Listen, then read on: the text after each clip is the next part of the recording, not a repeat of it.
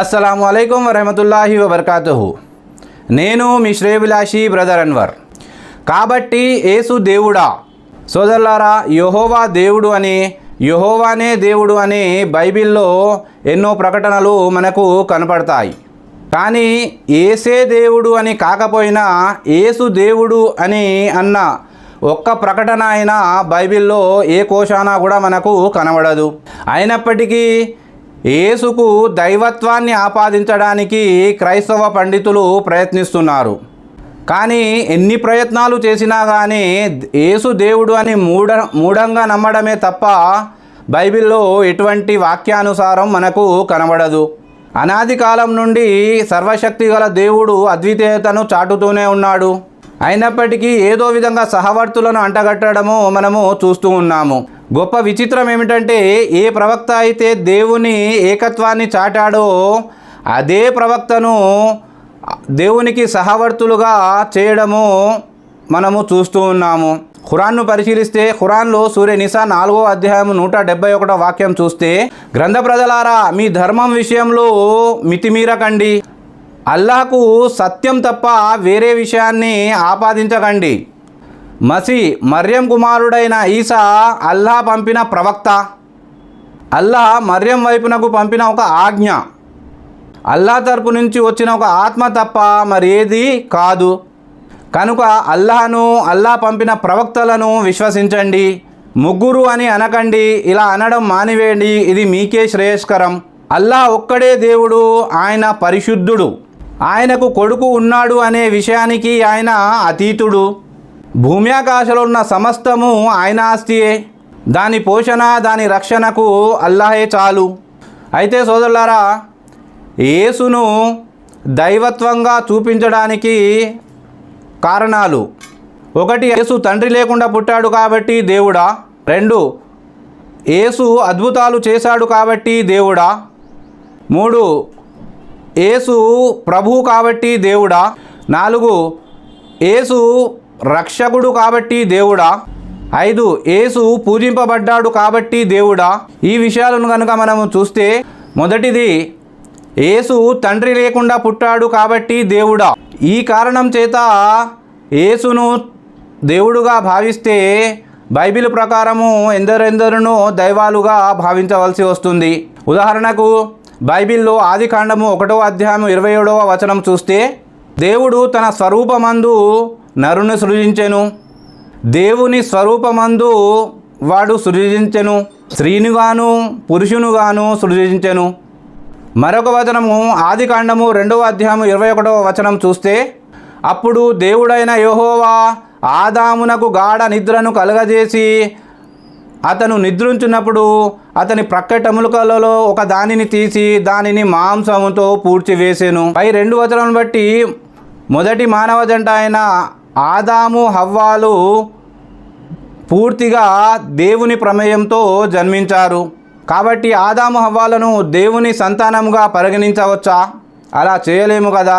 మరి అలాంటప్పుడు యేసు పుట్టుకలో దేవుని ప్రమేయం ఉంది కాబట్టి యేసుని దేవుడు అని అనవచ్చు అని అంటే ఏ విధంగానో ఒకసారి అర్థం చేసుకోవాలి. మరి అలాంటప్పుడు యేసు పుట్టుకలో దేవుని ప్రమేయం ఉన్నది కాబట్టి యేసు దేవుడు అనడం ఎంతవరకు సమంజసమో ఒక్కసారి గమనించాలి.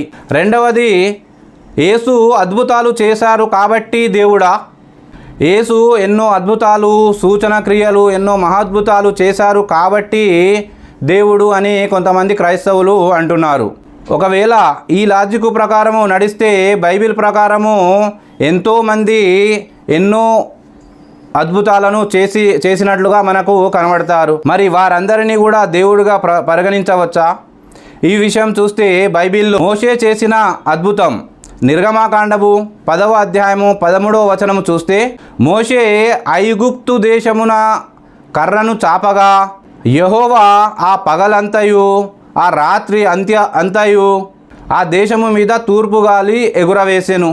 అదేవిధంగా ఏలియా చేసిన అద్భుతం కనుక చూస్తే 1వ రాజులు 17వ అధ్యాయము 22వ వచనం కనుక చూస్తే, యెహోవా ఏలియా చేసిన ప్రార్థనను ఆలకించి ఆ చిన్నివాణిని మరల రానిచ్చినప్పుడు వాడు బ్రతికేను.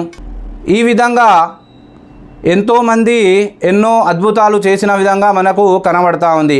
కాబట్టి అద్భుతాలు చేసినంత మాత్రాన చేయించిన వాడు గొప్పవాడు అవుతారు, కానీ చేసిన వారు గొప్పవారు కాదు. ఈ విషయాన్ని క్రైస్తవ సోదరులు ఆలోచించాలని విన్నవించుకుంటున్నాను. మూడవది చూస్తే, యేసు ప్రభువు కాబట్టి దేవుడా? యేసుకు లేని దైవత్వాన్ని ఆపాదించడానికి ఉపయోగించే వాక్యములలో ఇదొక వాక్యము. యేసు అందరికీ ప్రభువు. ఈ వాక్యము బైబిల్లో ఉంది. కానీ ఈ వాక్యాన్ని బట్టి ఆనాడు యేసువారి ప్రత్యక్ష శిష్యులు యేసువారిని దేవుడుగా భావించారా? యేసు దేవుడు అని ప్రచారం చేశారా? లేదు కదా. మరి అలాంటప్పుడు నేటి సమాజంలో క్రైస్తవులు ఈ వాక్యం ఆధారంగా యేసు దేవుడు అని ఈ విధంగా ప్రచారం చేయడము ఎంతవరకు సమంజసము? అదేవిధంగా ఆదికాండము 31వ అధ్యాయము 11వ వచనం కనుక చూస్తే, మరియు ఆ స్వప్నమందు దేవుని దూత యాకోబు అని నన్ను పిలవగా చిత్తము ప్రభువు అని నేను చెప్పి తిని. మరొక రిఫరెన్స్ చూస్తే 1వ కొరింథీయులు 8వ అధ్యాయము 5వ వచనము చూస్తే, దేవతలు అనబడిన వారును ప్రభువులు అనబడిన వారును అనేకులు ఉన్నారు. అంటే బైబిల్ ప్రకారము ప్రభువులు అనబడిన వారు అనేకులు అన్నారు అని మనకు కనబడతా ఉంది. కాబట్టి యేసు ప్రభువు కాబట్టి దేవుడా అంటే, ఒకవేళ దానికి యాక్సెప్ట్ చేస్తే, దానిని అంగీకరిస్తే బైబిల్ ప్రకారము ప్రభువులు అనేవారు అనేకులు ఉన్నారు అని మనకు తెలుస్తుంది. కాబట్టి అనేకులను ప్రభువు దేవుడు అని చెప్పలేము కదా. నాలుగవది, యేసు రక్షకుడు కాబట్టి దేవుడా? కేవలం ఆ సృష్టికర్తను అద్వితీయునిగా గుర్తించడమే విశ్వాసి యొక్క ప్రబల గుర్తు. నేడు సమాజంలో క్రైస్తవులు యేసు రక్షకుడు కాబట్టి తనకు కలిగేటటువంటి కష్ట నష్టాలను, ఏదైనా ఆపదలు వస్తే యేసు రక్షకుడు కాబట్టి ఆయనను వేడుకోండి, ఆయన రక్షిస్తాడు అనే ప్రచారము కొనసాగుతుంది. ఈ విషయం బైబిల్లో చూస్తే హెబ్రీయులకు రాసిన పత్రిక 5వ అధ్యాయం 7వ వచనం కనుక చూస్తే, శరీరధారి అయిన దినములలో మహారోదనముతో కన్నీళ్లతోనూ తన్ను మరణము నుంచి రక్షింపగల దేవుణ్ణి అంటే యెహోవాను ప్రార్థనలను యాచనలను సమర్పించిన ఎడల భయభక్తులు కలిగి ఉన్నందున ఆయన అంగీకరించెను. అదేవిధంగా యెషయా 43వ అధ్యాయం 11వ వచనము కనుక చూస్తే, నేనే యెహోవాను, నేను తప్ప వేరొక రక్షకుడు లేడు. అంటే ఇక్కడ స్పష్టంగా బైబిల్లో యెహోవానే రక్షకుడు అని స్పష్టంగా మనకు కనబడతా ఉంది. యెహోవానే రక్షకుడు అయినప్పుడు యేసువారిని రక్షకుడుగా ఏ విధంగా చెప్పగలము? ఒకసారి ఆలోచించాలి. ఐదవది, యేసు పూజింపబడ్డారు కాబట్టి దేవుడా? దేవుని గురించి బోధించడానికి వచ్చిన వారినే దేవునిగా చిత్రించేటటువంటి దురాచారము మనము చూస్తున్నాము. ఐదవది, యేసు పూజింపబడ్డారు కాబట్టి దేవుడా? దేవుని గురించి బోధించడానికి వచ్చిన వారినే దేవునిగా చిత్రించడము ఒక దురాచారం నడుస్తూ ఉంది. మత్తయి సువార్త 2వ అధ్యాయం 10-11 వచనములు కనుక చూస్తే, వారు నక్షత్రములను చూసి అత్యంత ఆనందభరితులై ఇంటిలోనికి వచ్చి తల్లి అయిన మరియను ఆ శిశువును అంటే యేసువారిని తల్లి అయిన మరియను ఆ శిశువును చూచి సాగిలపడి ఆయనను పూజించి తమ పెట్టెను విప్పి బంగారమును తామ్రాని బోలమును కానుకలుగా ఆయనకు సమర్పించిరి. కాబట్టి ఇక్కడ పసివాడైన యేసు ముందు వారు వచ్చి సాగిలపడి ప్రార్థన చేశారు కాబట్టి యేసువారిని దేవుడు అని అనవచ్చు కదా అని ఒక వాదన. అలాగైతే గొప్ప గొప్ప శాస్త్ర పండితులైన శాస్త్రులు, పరిసయ్యులు అదే యేసును ఒకటి దూషించారని, 2 తిరస్కరించారని బైబిల్లో ఉంది. కాబట్టి యేసు పట్ల అలాగే వ్యవహరించవచ్చునని తీర్మానించగలమా? కాదు కదా. మరొక రిఫరెన్స్ చూస్తే దానియేలు 2వ అధ్యాయం 46వ వచనం చూస్తే, అంతటా రాజగు నెబుకద్నెజరు దానియేలును సాష్టాంగ నమస్కారము చేసి అతన్ని పూజించి నైవేద్య ధూపములు అతనికి సమర్పించవలని ఆజ్ఞాపించెను. ఈ వాక్యం ప్రకారము దానియేలును పూజించవచ్చా? కాదు కదా.